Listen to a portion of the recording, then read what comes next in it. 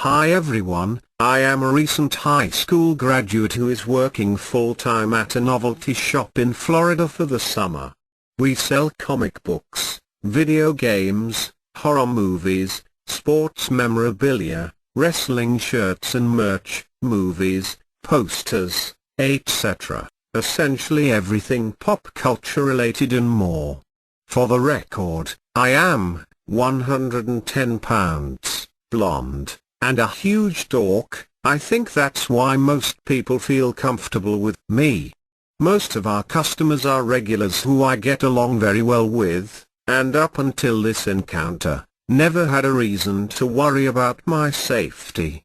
Though I worked alone, my boss was at another store opening. On this day, we were located on the strip downtown with lots of traffic and police regularly patrolling the area. This all started last week when a new customer entered the store. He is about 240 pounds of rock-solid muscle, no doubt a very intimidating guy. The first red flag, as soon as he entered, he stood in the doorway for about 20 seconds with what I can only describe as a defensive position, feet shoulder width apart, out, crouched down, menacing eyes staring at me. I was on the floor rotating a display case. I was very concerned, but I tried to make conversation with him anyway to lighten the obviously uncomfortable mood.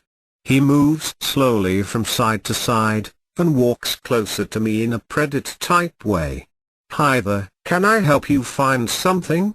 "Nah, I'm good, just looking for some wrestling DVDs. We've got plenty, right on the wall over here." I guide him to the wall besides me, and he walks up, still staring at me with an evil, menacing glare on his face. Very cold. Evil. Threatening. I am training to be a pro wrestler and I need some tapes to study. "Tell me, Cameron, name tag, Uck.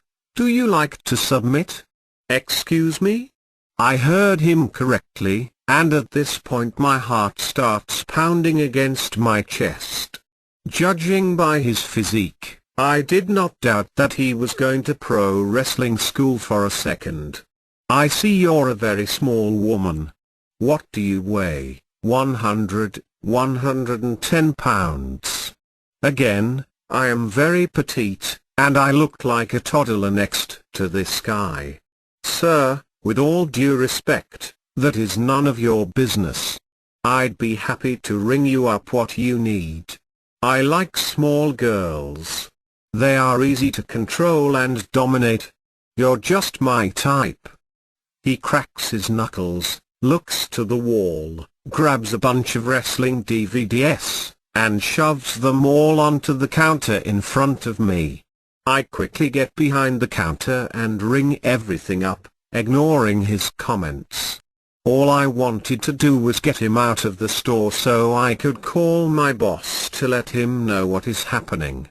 Throughout this process, his eyes never leave me, and he leans forward, sniffing my hair. Vanilla.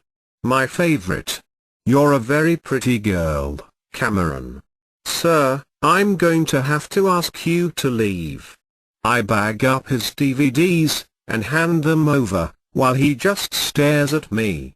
Placing both hands on the counter, he leans forward. "I will make you submit and then you'll be mine."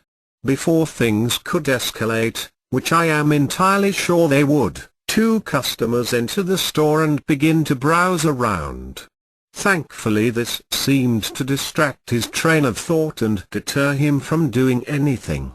He shoots both customers a glare, turns back around to face me, and whispers, "I'll be back for you." He grabs the bag and leaves the store. I start crying, as this was very overwhelming and have never experienced anything like this before. The customers, both knowing something was off, ask me what just happened and if I was alright. Seconds later, I was on the phone with the cops, to which they rushed over and took a report. Unfortunately there was not much they could do, as I did not get his name or where he was training at. The next day, I was working again, trying to seemingly move on and forget this occurrence.